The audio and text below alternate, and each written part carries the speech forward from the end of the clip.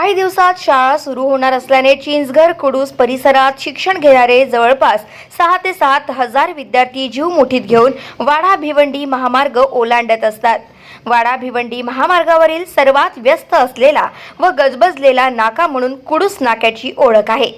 कुडूस नाका हा पाहिला तर 6 लेनचा रोड असलेला नाका असूनही त्या ठिकाणी ट्रॅफिकची समस्या मोठी होत असते।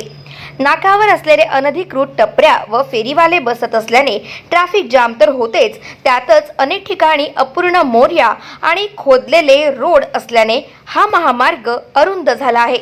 या ठिकाणी अपूर्ण मोर्या आणि खोदलेल्या ठिकाणी रस्त्याचे काम जर पूर्ण झाले आणि मध्ये डिवायडर मारून स्पीड ब्रेकर टाकले तर रोड क्रॉस करण्याचे अपघात कमी होतील, तसेच ट्रॅफिक देखील कमी होईल। याच महामार्गावर खुपरी, नेहरोली यासारखे नाके सुशोभित झालेले आहे।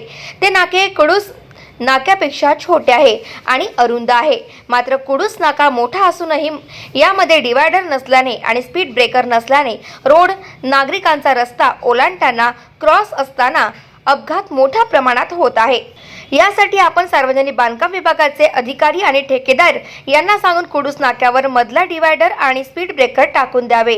हे काम केवळ आपल्या हक्काचे खासदार सुरेश म्हात्रे उर्फ बाळा मामा हेच करू शकतात असा विश्वास आणि आशा येथील नागरिकांना आहे। गाव माझा न्यूज करिता सुमित पाटील, पालघर।